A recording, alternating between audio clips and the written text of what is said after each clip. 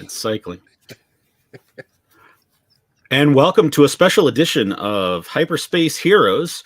This is our Star Wars 2024 Podcast Day episode, which will air originally on February 7th, 2024. What is Star Wars Podcast Day? Star Wars Podcast Day is a collection of over 30 podcasters that get together, all release on February 7th in order to kind of celebrate 25 years of Star Wars podcasting. 25 years ago, we had the Jedi Talks launch. Their original Jedi Talk launched their original podcast, and we've had the glorious world of podcasts ever since. So this will be a special episode just that we're doing just for this day and to celebrate this day. And let's get this part. Podcasting, the final audio frontier. These are the legends of Brown Squadron. Our computer is picking up a strange signal. Here, sir, you better take a look at it. The ongoing mission? To explore the Star Wars universe and other nerd culture topics. To seek new content and new cantinas, bars, and lounges. To boldly annoy Scruffy by making too many bad jokes. Welcome to the Hyperspace Heroes Podcast.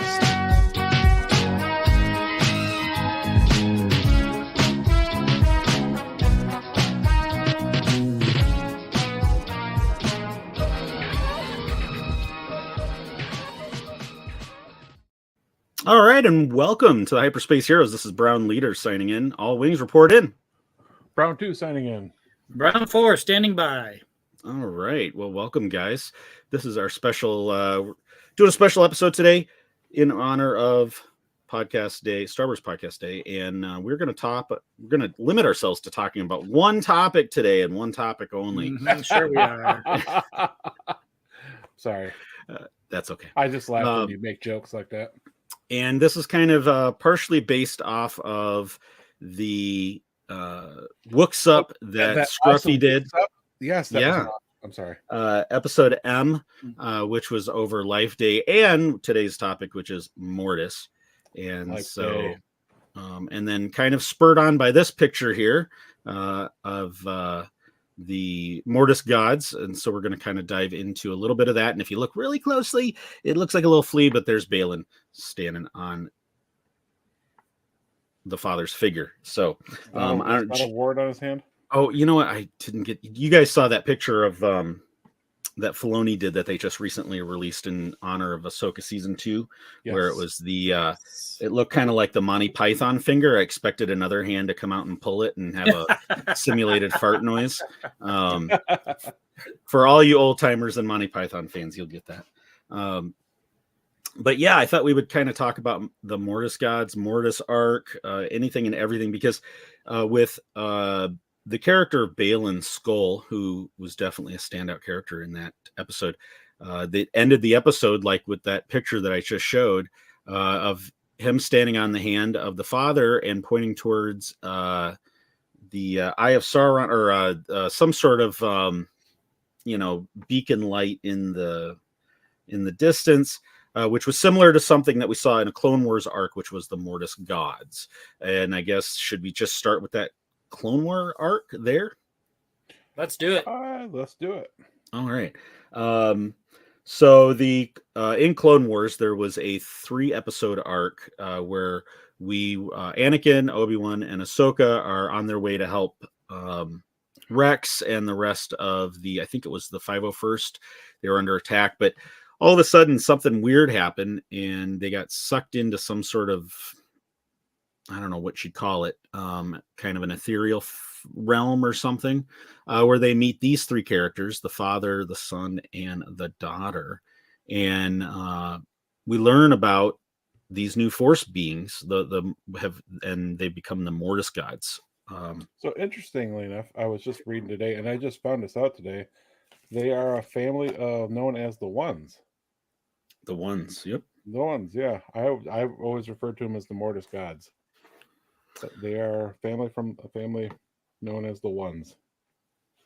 Well, I think that's a pretty typical, or the Mortis gods is kind of the label that has Yeah. stuck with them. Kind of like Baby Yoda. I like Baby Yoda, yeah, for sure. I'm But sorry, yeah, that topic. a different topic. Stay on target. Yeah, target. Stay on target. Oh, Yeah, who kind of would like to go over the recap of that 3-story arc to kind of fill our viewers and our listeners in? Scruffy would love to do that. I know he would. Oh, You're up to bat, geez. Scruffy. You guys suck. Hold on. Come on, this is live, man. You can't. You need to be prepared. What are you doing? No, all right. Pulling up notes. Hold that thought. Yeah, that's how DB passes the buck. You see that? So we meet these 3 entities: the father, the son, and the daughter, and they represent. The son represents the dark side, the daughter represents the light side, and the father is kind of the one that keeps them in check, keeps them in balance. I find it interesting that the son has a strong resemblance to the Inquisitors too. He does. You're absolutely right. Kind of like a Wilson Jr. in a way. Yeah, it's the underinflated volleyball. Underinflated, yeah. Or actually, okay, here we go. Let me bring that picture up. More like the squeezed. Partially deflated and squeezed Wilson. So yes, Griffey, you're up. Okay, I'm up. So sorry about that. I am unprepared today. I will admit, honestly. So during the Clone Wars, the father drew Jedi Knight Anakin Skywalker, Obi-Wan Kenobi, and Padawan Ahsoka Tano into the realm from. And you guys are gonna have to help me figure out how to pronounce this. I'm sure I'm pronouncing it wrong. The Reliathium system. Gesundheit. Thank you. Yeah. Chrelythium. And according to everything I've seen, that is that pyramid shaped object that they find when they go. Well, they're drawn out looking for a beacon, a emergency beacon that's calling them to this certain place. They get That's there, right. and that's what they find is that Cerulean system, or that pyramid shaped thing, and that takes them into the Mortis god realm, I guess you would say. And once there, they figure out that there's plant life, but there's no animal, there's no people living there, other than they figure out that it's the father, the son, and the daughter. Condensed the whole episode down to a short couple sentence statement. The daughter is the first one we see. She figures out that, or she feels that Anakin is the chosen one, and it takes that whole Anakin as the chosen one thing to a whole nother level, because up to that point, we just assumed it was kind of a title, but in the Mortis gods kind of made you think there was something more to that than just a simple title or a simple prophecy come true or something. The daughter takes them to the father, or ends up taking Anakin to the father. They get separated from Obi-Wan and Ahsoka. There becomes a fight between the daughter and the son. The father knows that Anakin is the one who can replace him because the father is dying, and he knows that Anakin can keep balance between the father, or the son and the daughter, or the light side and the dark side of the Force. And now Mortis is where, according to everything I've read, Mortis is where the Force originates from. The son turns Ahsoka to the dark side. In a battle, the son also kills the daughter and ends up killing the father. The daughter what's left of the daughter's life force gets transferred to Ahsoka through Anakin to bring her back from death, because Ahsoka is dead at this point. And that's how. Then after that, I just recently realized this. After that's when we start seeing the owl, the daughter's owl, following Ahsoka around. And the owl has a name. I just can't remember it right now. Isn't it the convor or something? No, DB, look that up. That owl has a name. I just watched it 10 minutes ago on. It's revealed in Rebels, in the World Between Worlds, episode 14, I think it was, or 13. So they flee that system. Anakin, Obi-Wan, and Ahsoka. Morai. Morai, yes, Morai. Morai is a female convor with green and white feathers. So it's not an owl, it's a convor. Yeah, convor. A convor is the creature. Morai is the Morai is the name of the creature. So in the end, they're gone, and they flee the system and make it back to the real world, I guess you could say. As Mortis is described as an ethereal realm within the Force. So it's not really it's a place, but it's not a place it's a different place than the known. It's almost a different dimension. Yes, thank you. Different dimension, like. And that is the really short and condensed summary of the Clone Wars episodes there. Can I just interject? This is, I don't want to say the first time, but it's just interesting that the son and the daughter shapeshift into mythical creatures at will. Mm-hmm. You know, and I mean, the daughter kind of has a mermaid feel about her, you know, in human form, and then she becomes this flying lioness kind of creature, and the son, we've already kind of touched on, looks like an inquisitor, but he turns in. All I could think was How to Train Your Dragon. That's what the dragon looks like to me with the wide mouth. But I have kids. Sorry. All right, thanks for ruining that for me. Yeah, you won't see it the same. I thought it was pretty cool up to then.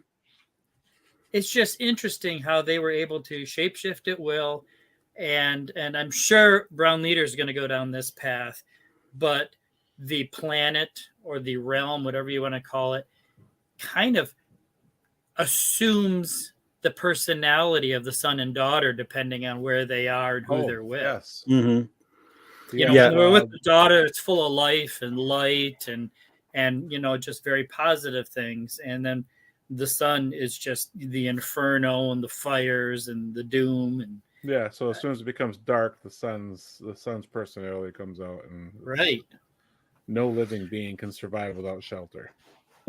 What's interesting too is, you know, we call them the Mortis gods or the ones, but you know, in interviews with Filoni, and I don't remember, I think this is on StarWars.com in that interview, possibly, where Lucas, because a lot of people think this is all Filoni, you know, the invention of the Mortis gods or the ones, and but it's not. It's actually George Lucas's creation that they created for Clone Wars, and then Filoni's just been the one to take the ball and run with it and expand it and develop the history and everything. So that's why it's, you know, kind of been kind of seen as his thing. But they're also in that interview, they're described as Force wielders, not necessarily gods, but Force wielders with pull it over for my notes here. So in that, it says that George called them Force wielders, but could wield the Force on an almost god-like level. And I think that's kind of where, you know, part of that Mortis god term kind of came from.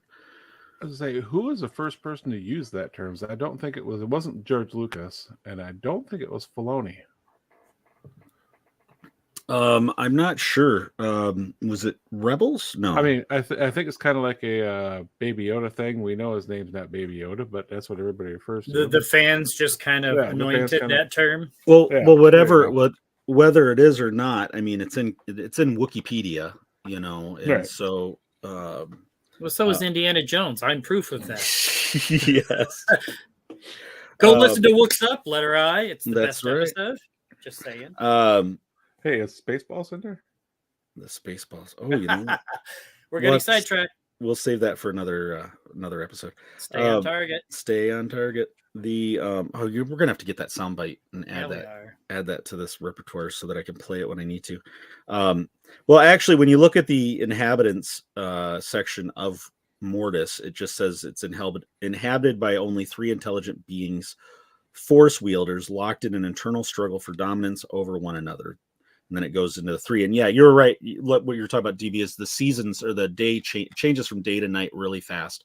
And it's kind of described as a dreamlike, and the environment changes along with the day and night cycle. And the day is beautiful and it's safe. And then the nighttime, the dark comes out.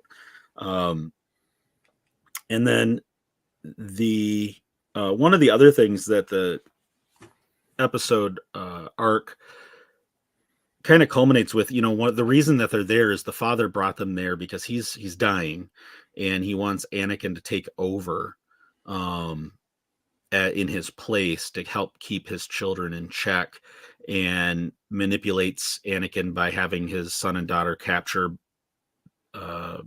Obi-Wan and Ahsoka, holding them kind of in an arena style gladiator scene with Anakin in the middle, and he's got to decide who's going to live or who's going to. He can only save one according to the father, but then Anakin shows that he can actually, make them both bend to his will, and that proves to the father that Anakin's strong enough. Because they're also evaluating him for this whole chosen one, because they'd heard that he was the quote unquote chosen one, as the Jedi in the Jedi prophecy. And so the father was testing him, and then there's this interesting, sequence where the father gives him the gift of like seeing the future, and it's all chaos and torment, and we see out of the smoke the visage of Vader, which then eventually his memory gets wiped and he doesn't remember all that. But it brings up a couple questions in my mind, some bigger questions, which Anakin being the chosen one, and there's always been kind of a debate in the community in terms of what is the Force and what is balancing of the Force.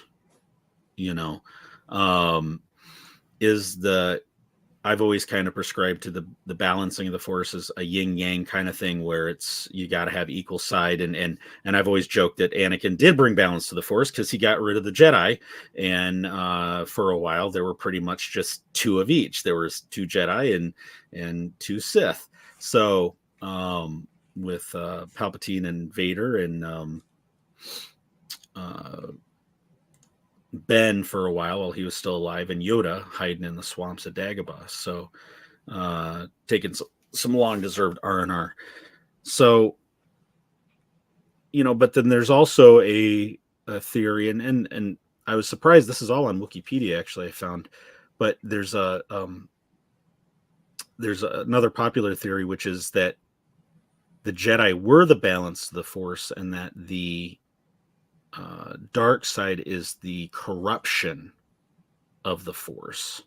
So instead of a yin yang, and the Mortis episode kind of helps give you that doubt and give that theory some credence, because you see the son as more of a corrupting side. He's there to try to corrupt everything and bring everything down. So do you think it's kind of a more of a yin yang or more of a corruption? Well, when you listen to the son speak, he uses a lot of the same language that Palpatine uses. Mm-hmm. Hey, we're going to make it so everything's kosher, but we're going to do it our way. Mm-hmm. Scruffy, what are your thoughts? It depends on what I'm watching and what time of the day it is, I guess. Because I agree. I as dumb as that sounds, I agree with both. I've always thought, as back in the old days, and of course as OG, I always saw it as the theory of 2. There can only be 2, and that was the balance of the Force. But of course, coming into all the new stuff and all the great things that we have now, it sounds to me more of a corruption of the light side, or the dark side is that more corruption piece. And I have a hard time letting go of that original thought process that I had with it, because we're old school fans. That's all we had. That's our imagination was all we had back then. Mm-hmm. And it's kind of interesting too, because depending on which kind of theory you go with, you kind of see, you could kind of evaluate when Anakin fulfilled the prophecy. So if it's a balance, if it's a yin yang, then it was at the during Revenge of the Sith, when the Jedi are finally brought down, Order 66 and everything. But if you go with the corruption side, you could see him fulfilling the prophecy at the end of Return of the Jedi, when he throws Palpatine down the shaft, the in the Death Star, and then he himself passes away, or turns away from the dark side and becomes Anakin again. And so it's kind of cool that no matter which theory you go with, you can kind of see, but it does play with where that prophecy was fulfilled. The whole Mortis arc thing here, that when it was first introduced, really changed my thought process on it, on what was the Force. Because we always just assumed the Force was just this thing that was out there in the universe that just existed. Mm-hmm. The Mortis arc on the one narrowed it down to a location, a place, a source, and kind of changed my view of the light side, the dark side, and how that affected the Sith and the Jedi. Well, but is it really a source? And I know we've had some talk about that post Ahsoka, thinking that maybe Balin was heading towards the source of the Force on Peridia, and that's what he was really kind of going after and there's been some theories that maybe he's going after the source of the Force to kind of source of the Force. The source of the Force. The source of the Force, of course. Yes. All right, Dr. Seuss. Okay, Dr. Seuss, knock it off. It's Star Wars. It's supposed to rhyme. It's like poetry. Oh, God, you had to throw one Star Trek reference. So before you jump in, let's hear from the master himself on what the core of the Force is. George Lucas? I mean, you got the dark side, the light side. One is selfless, one is selfish. And you want to keep them in balance. What happens when you go to the dark side is it goes out of balance, and then you get really selfish and you forget about everybody. So that was from some footage of when they were working on Clone Wars, actually. You mean he's not here in studio with us? Nope. And I don't know if you guys had trouble hearing that. Nope, I can hear it. Okay. But yeah, he phrases it there as the core of the Force is a balance between the light and the dark, and when one gets out of whack. So, in essence, when I do the right thing, I'm in balance. But when I do the wrong thing, I'm kind of out of balance a little bit. Mm-hmm. Mm-hmm. And and that was my original interpretation of it all until this whole Mortis thing came out. Because then you have the quote directly from Wikipedia. Mortis is an ethereal realm within the Force, which was whispered over in legends and stories passed down through the millennium by the Jedi, Sith, and the average spacer alike. It was believed to have existed outside any star system and potentially the galaxy or even the universe. Some believed the origins of the Force came from Mortis. Mm-hmm. Mm-hmm. Now let me throw another thought out, and feel free to tell me to shut up. Shut up. All right. It's been good talking to you guys. All right. Sorry I had to do it. Okay, so let's look at Mortis as the source of the Force, or the origin. The source of the Force. The source of the Force, of course. Mm-hmm. Green eggs and ham. I'm working so hard to keep my mouth shut right now. But let's say that's the source of the force, and we've got this, light and dark and balance going on. But let's say, instead of thinking, is it a yin yang or a corruption thing? This force exists, and sometime deep in the past, somebody has discovered the force, and they've interpreted it the way that we saw it in the OT, where it's the yin and the yang. Religions are ever evolving, and Lucas said he tried to base the original force, on the certain common elements of global religions. So what's to say that Mortis isn't, galactic heaven in the universe, and the characters within the Star Wars galaxy have their own interpretations, and it could be changing over the course of the saga as we've seen it. Well, yeah. I mean, you can tell me to shut up. No. I don't disagree with you. Ultimately, his vision of what it was simpler in the beginning, and as the world and the universe grew, he had to kind of expand on it and. Oh, exactly. And now it's evolving. Yeah. Mm-hmm. I mean, it's interesting that in the Mortis arc, the father came right out and said, "I'm dying. I need you to step up and replace me." And then the son, used red lightning on his own father in an attempt to expedite the process. Mm-hmm. But then later, he's all upset that his father has died and his sister has died. Even as the evil side, for lack of a better word, he has feelings towards these people because he needs them for his own existence. And in the end, all three end up dead. Supposedly. Mm-hmm. Well, everything in Wikipedia said that the son and the daughter were immortal as long as the father lived. Mm-hmm. Interesting. And they all got stabbed. Oh no, the father and the daughter got stabbed with the sword or the special sword, but the Excalibur. Yeah, the son. Yeah, the Excalibur. Yeah, the son got stabbed with a lightsaber. Yes.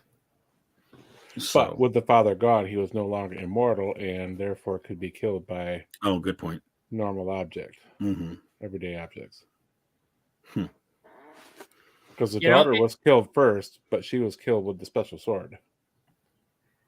And, the beginning of the second episode of that arc, the Jedi were leaving and the son showed up and, kidnapped Ahsoka and found reason to keep them there because he wanted to get out. It kind of, Yeah. Let's make a correlation here. There was a film directed by Bill Shatner called Star Trek V where God needed a starship to get off his planet. There's a similarity there, Scruff. There's a similarity. God needed to get off the planet. The brother needs to get off the planet. He needs their ship. Yeah, I'd forgotten about that part. That's interesting. Yeah, I never saw that one, so I don't know what you're talking about. Terrible. It was an awful movie. Sorry, Shatner. I love you as Kirk, but yeah, it was a terrible movie. It was no Wrath of Khan, that's for sure. For sure. Oh, remember, did we just get off topic? We did get off topic. All right. Let's steer back on course. I'm getting that soundbite for the next episode. I was making a correlation. I wasn't going down the Trek path. I was just saying, yeah, this supposedly immortal dark side person needed a ship. He needed a way to get out of their realm. He could not do that. Which just goes back to the them not being gods. They're just force wielders with godlike levels of power. Neither good nor bad. It's over 9,000. So let's kind of move on over to Rebels real quick because that continues. It touches on Mortis, but it also introduces a new component which we'll kind of touch back on something that Scruffy said a moment ago, which is, it's briefly mentioned. Scruffy, you most recently watched those episodes, so you want to touch on how Mortis is brought into Rebels. So Mortis is brought into Rebels when they're on Lothal, and they find out that the Empire is doing something with that temple, the Jedi temple that's on Lothal. So they take the Loth Wolves, which one of them is named Doom, which we know is Caleb Doom, or is it kind of a representation of Kanan. Right. They ride those wolves from one side of the planet basically to the other in almost an instantaneous travel.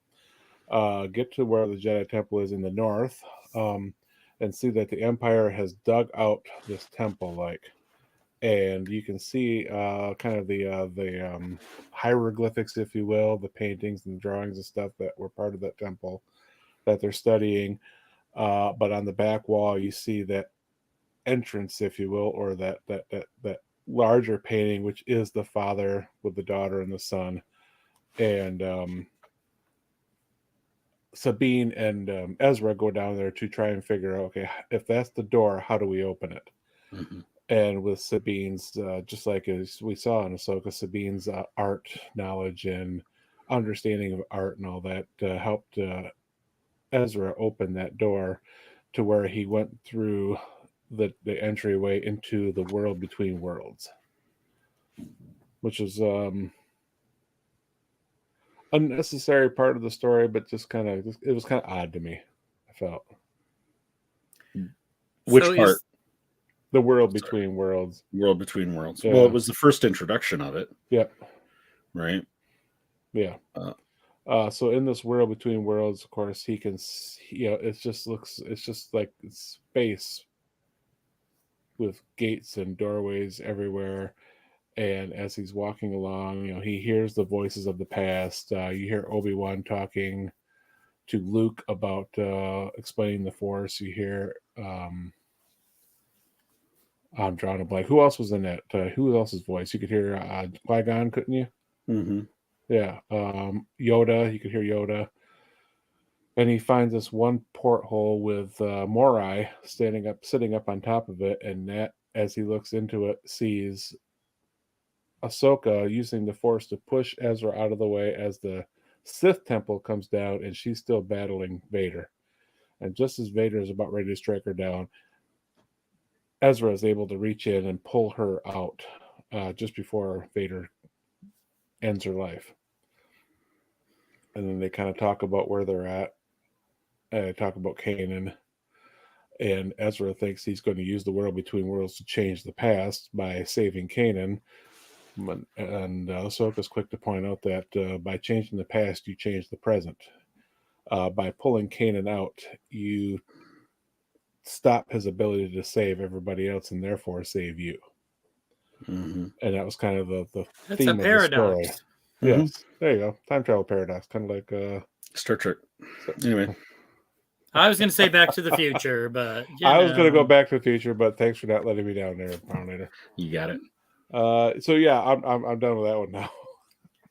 there were no whales that they had to transport or anything, right? Not yet. No, instead, Star Wars, you ride inside the whale instead of transporting the whale. That's right. No, So, there you go. there you go. There's another parallel. Thank you. So is there a connection between the world between worlds and Mortis? Well, and that's what the point I was going to thank you, DB, for bringing that up. Scruffy mentioned a moment ago about, a kind of heaven or something. And that theory kind of did pop out from the Ahsoka series when Ahsoka got her clock cleaned by Balin and went into took that dip in the water, and it has not been confirmed that was the world between worlds in Ahsoka. Filoni has been asked about that, and he's left it very open to interpretation on whether that was in her head or if it was actually the world between worlds. There's also debate on whether if that was Anakin's spirit as opposed to a Force ghost, which there is, I guess, some sort of difference between the two. Do we know what that difference is? Because like the Force ghost, you're kind of at a point with him kind of going back and forth between the Vader and the Anakin in that sequence, it was kind of seen as more of like a spirit, his spirit, which is instead of Okay. yeah. I see that. And I don't have those notes handy where I can read that difference, but yeah, that's what I picked up from it. Makes sense. Yeah, in the the world between worlds, and I think maybe Scruffy had brought it up when we talked about that episode. But is that kind of is the world between worlds a place that the Jedi go after they're dead, and that's kind of how they get around? And that could be it. And the world between worlds could be what's left of Mortis now that Mortis no longer exists as the place, the planet, the place where the daylight is. Yeah, The has happy it place, changed the happy form? place. Yeah, has it changed form now that the three of them are gone? They're gone, but who says that Mortis is gone? And maybe that's Well, what, Mortis is. I don't think Mortis ever leaves. It's just changed right. now because the father. Well, go back to what we talked about. The planet kind of reacted to the personalities of Right. the ones. If the ones The are no ones longer there, is it a blank space waiting to be filled? Okay, so what? So this is where I've just been losing my mind over the last. It gets a bit couple mystical. weeks thinking about it. It does, and on that planet. Okay, so jumping ahead to Ahsoka, when they're on Peridia, wasn't there some sort of comment about it being a dying planet? And I believe so, yeah. So if it's a dying planet, everything looks pretty barren there, sparse. You think that's the possible new interpretation of Mortis? Well, it's been talked about that, and with that little flashing eye of Sauron thing that Balin looks at at the end there, at that ending scene, which is similar to the pulsing that was in the tower in Clone Wars. Yep. Yeah, could that be so?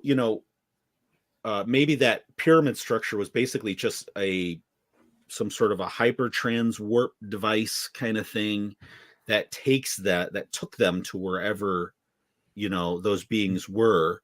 And if yeah, but back to your point, if they're dying and the planet seems to be kind of dying, and there's the comment about the planet dying, and Balin is standing on the hand of the father, and it's pointing towards the tower or the temple or whatever it is, Olympus's house of the gods, kind of whatever, that focus of power. Yeah, Peridia could be Mortis. And with them dying or dead, the planet, the source of it all is dying as well. That's a good possibility. Now did you guys just spark this in me? Balin also uses the same type of language that the brother does. Mm-hmm. He doesn't see himself as evil. He sees himself as, we're going to do this for the betterment of everybody, but we're going to do it my way. So, is Balin going to end up the new brother? Is his brother the one calling him because he actually didn't die from the lightsaber? Well, of course, he got stabbed with a lightsaber, right? And you know what? The son's probably not dead because who dies from lightsaber stabs anymore? Nobody does, right? And the daughter's still alive because this essence was transferred to Ahsoka. So her essence is in Ahsoka. Yeah, you're only dead until Filoni needs you to be alive. For sure. I want to touch back on one thing real quick, and it's something I had in my notes, and I didn't know if you guys knew this or not, but in that StarWars.com interview with Filoni, they had done, they did all the artwork and they shot the scene, but didn't take it to animation, and they were going to have Revan and Bane in that Mortis arc as a corrupting influence to the son. I've never seen that interview before, so that was news to me, and I found that to be really interesting. Yeah, I thought that was kind of very cool too. But okay, so jumping ahead, they had a very cool Vanity Fair article right after Ahsoka ended, with a lot of the stars from Ahsoka. It was in November of 2023, and there were some interesting quotes in there that I thought were kind of cool. One, this isn't exactly related to Mortis, but I thought it was really cool, which was the whole concept of Ezra and Thrawn being thrown to another galaxy with the Purgle and everything came from something Filoni saw in Attack of the Clones. He said he found it tucked away in one of the prequel films. I think it's in Attack of the Clones. He says, if you look, there's an image of the galaxy, and then there are actually these smaller galaxies near it. So I'm like, oh, that's interesting. And from that, he came up with the whole concept of launching them into, and now tying Mortis in that as well, as coming from somewhere else. If the Night Sisters couldn't keep their people alive, again, because, if the Night Sisters are from Peridia and couldn't keep their people alive because the Force is leaving this place, again, that could be another tie-in there. I was going to ask how we're going to weave the Night Sisters into all this, because that's another branch that we haven't even touched on. I kind of forgot about that as I was diving into this, but yeah, that's going to have to be answered somehow. And then what Filoni said, of course, that ending scene with Baylan on the hand of the father, he said, you have to be careful with that, says Filoni, the ultimate Star Wars geek who nonetheless knows the peril of getting too arcane for casual fans to follow. I know it's a very specific group of people that would even know what those statues are, but I thought it was an exciting image, and it does give you the shape of what Baylan is after, the shape of what he's after. Because this is the next part of the conversation, is what is Baylan doing and how does this tie into it? And it goes on to say, to Filoni, Baylan is a seeker, just like Ahsoka, someone wrestling with the memory of what he was taught and the subsequent delusions that has set in. He's a person that survived the Clone Wars and that was trained in the waxing, waning days of the Jedi Knights, just like Anakin. Filoni says he saw his order, his way of life fall apart. He's basically deemed it a failure. That way did not work. That it's not something worth resurrecting, which is why he tells his apprentice Shin, I didn't teach you to be a Jedi. I taught you to be something more. No. The something more would seem to be rooted in the Force version of deities. He's tried to take the teachings that he learned as a young person and create his own way of being. And he's looked at the cycle of things and said, enough with this. If I have this power, I should wield it. I should be the one making decisions, which a lot of people with power decide that's the way to go, Filoni says. He's also very certain that what he's doing now is the right thing.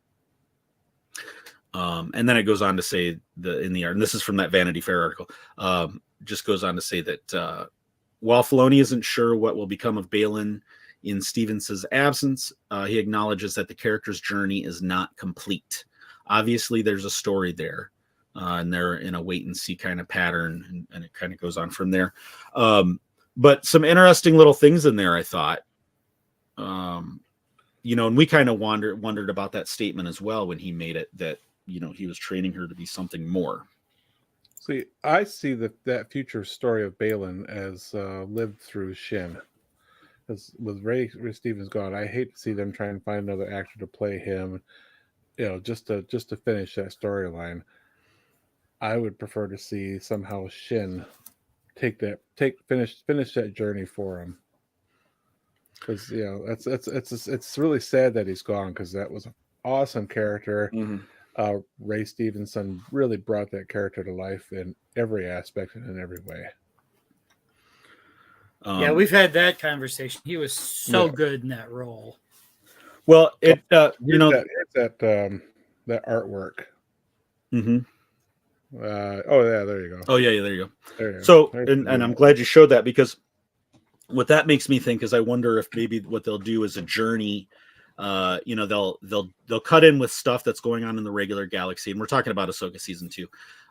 Cut in with stuff that's going on in the home galaxy, but on Peridia, maybe having, they could tell a style of story where Ahsoka and They take the one ring Balin. to Mortis, and yes. But no, they're following clues left behind by Balin as he's searching for whatever, and you could get through most of the story without somebody playing Balin. Having and meanwhile, Shin and the Marauders are on their trail, tracking them, so that slows them down as part of the way. I just wonder is which one's going to be Frodo and which one's going to be Samwise Gamgee. No, I kid, but and then you could get away with a storytelling technique like that, and then you only have the new actor as Balin when they reach the destination, and you could keep them in just a couple episodes. Yeah, you don't even have to see a face; you could just see a silhouette of somebody standing there talking. Mm-hmm. Mm-hmm. Yeah, because I really don't want to see them use somebody else for Ray Stevenson to replace Ray Stevenson. Yeah. There's a lot of theories out there. We're not going to go down that road, but let's skip that one. Otherwise, but yeah, he's a seeker. He's seeking power to make decision. But then the weird thing is, if Shin, and like this article talks about how Shin is a part of it, but then he cuts her loose and says, "Hey, go join the Empire," with the potential expectation that she could have jumped on the Star Destroyer with Thrawn and boogied on out of there back to the regular galaxy. Boogied on out of there. Boogied on out of there. Clean your clock. Star Wars is a 70s child. It is. Hey, man. So, what you talking about, Brown what leader? You talking about? But it's interesting. I mean, so is she a part of the plan? Did he just know that she wouldn't end up going off with Thrawn, or what's his game? I don't, that's the part that confuses me a little bit. I think she was a useful tool until he no longer needed her. And it was like, don't bother me. I got my mission now. But this article implies, what's in the article implies that maybe he had been creating her as a vessel for one of the deities. That's kind of what I pull out of that. Maybe she was going to be the and it was a weird thought post that scene, post the finale, when I was trying to think about who's left on Peridia. I could see maybe he was creating her to be to take on the embodiment of the sun, because she's so chaotic. But then I also thought that Sabine, with her inner struggles, would be a prime candidate to be corrupted by the sun. But then I also thought that Ahsoka's on planet. We saw Morai, at the end, and Anakin is somehow in spirit form, ghost form, whatever you want to call it. And he was strong enough to be the father, so to take over for the father. So it's a lot of weird, what pieces are going to fall into what place, but are they going to try to resurrect? Nevertheless, all three pieces are there in some form or another. Mm-hmm. Right. And I would think that Balin, with his attitude of trying to control everything, would be trying to go for the role of the father. And he's got just that kick-ass beard too. So, yeah. that right there is enough. That right there disqualifies Anakin. Yeah. That sets up a potential really cool battle between Anakin and Balin. Mm-hmm. Because Anakin's already proved that he is worthy of taking on that role, right? And Balin seems to want it. Mm-hmm. If that's where it even goes. If that's where, but something I should have mentioned earlier. We're talking about Peridia kind of being a dying planet, and could it be Mortis? Did you ever think about the base of the name of Mortis? Any of you guys linguophiles? Educate us, a wise one. Educate us, oh wise. Latin for death is mors, M-O-R-S. And with the evolution of languages, in Italian it's morte, in French it's mort, in Spanish it's muerte. Can you see how that could have been the root word for mortis, death? Mm-hmm. Wow. Okay. Nerd alert. I'll take it a step further. Anybody here like Marvel movies? Nope. They're not. There was a little villain called Thanos, Mm-hmm. and if you go Greek, the word for death is Thanatos. People pull these inspirations into these stories that we love, and I've always thought that Mortis represented death or the dead in some way. So take that for what it's worth. You've got the 3 Mortis gods dead. Some of our heroes are on a dead planet. What's that? I think you have that ultimate ability to hide that super intelligent level to where it's disguised so we don't realize it. I have this big brain, just like in the original Star Trek, those things that had the big brains. Good grief! No. So here's one last component, and I've heard reference to this before, but you got Balin Skoll and Shin Hati, or Shin Hati, and Skoll. I knew you were going to go there. Skoll and Hati are references to 2 wolves in Norse mythology. Skoll and Hati. They're destined to chase the sun and the moon, the daughter and the son, day and night, until they catch them, which will signal the beginning of Ragnarok, or the end of the world. And what is Balin trying to do? Balin is trying to destroy this cycle. I never realized that that's what the name of those wolves were. I've heard that Greek Norse mythology before. Filoni's already had a little bit of wolf imagery here and there. Mm-hmm. Yep. Oh wow! So all right, you both get nerd alert points today. So Skoll chases the sun. It's an eternal pursuit. Skoll chases the sun, hoping to devour it, and it causes an apocalypse while Hati pursues the moon. So is that son and daughter? I don't know. It's definitely, there's a lot of hints, and I especially enjoy the fact that Filoni's just been kind of, he's not spelling it out, and I appreciate that. I love that. Well, and I like that he's going for the Norse mythology, which is much more obscure than the Greek or Latin mythology. So, plus, I just watched all 6 seasons of Vikings. Right. So there's there's kind of a discussion on Mortis. Where's it going? And we now have more questions than we did before we started the episode. Right. But I think that's the thing I enjoy the most. I love it when so one last question, and then we'll get out of here. Or is this what Balin is going after, which could be the equalizing factor, which is Abeloth? And Abeloth is a creature from Legends. There has not been any canon on Abeloth yet. And actually, if you listen to our very first Wooks Up episode, that A was for Abeloth. So I go into a complete breakdown of Abeloth there. But Abeloth was the mother for this whole group. And she wasn't one of the original 3. She was actually a slave that was brought in, the quick summary of it, that was brought in to serve them, but in Legends, but over time grew in power and wisdom, and was, but then she had this complete meltdown and freak out, and they had to imprison her. She's not dead. They had to imprison her in Legends.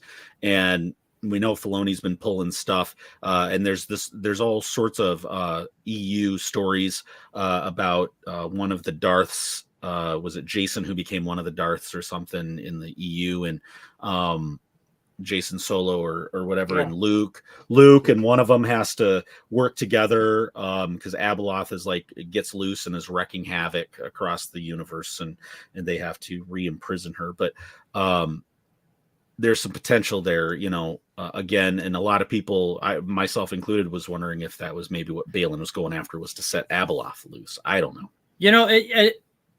It's interesting that for all the daddy issues Lucas seems to incorporate into his show, the mother is the absent one in this particular story. So you could be right. Mm-hmm. Mm-hmm. Very easily. Yeah, it could. You Very well laugh, be. Scruffy. You laugh. Star Wars is based on daddy issues. no, Indiana you're right, Jones you're is right, based on you're daddy issues. You're Howard right. the Duck is just a duck with issues, but you know. Hey, Howard the Duck was awesome. No, All Leah over, Thompson is awesome. I think that's our DB blockbuster. We might have to dig that one out sooner or later. So Yeah, here's. I think we have to. I'll read this really quick, and this is from Wikipedia. Abeloth, self-styled as the beloved Queen of the Stars and also known as the Bringer of Chaos, was an extremely powerful force entity. Her dark side powers and immortality derived from her being corrupted by drinking from the font of power. Could be that beacon. And bathing in the pool of knowledge. She first lived as a servant, a mortal woman who served the powerful ones on the jungle planet over 100,000 years before the Battle of Yavin.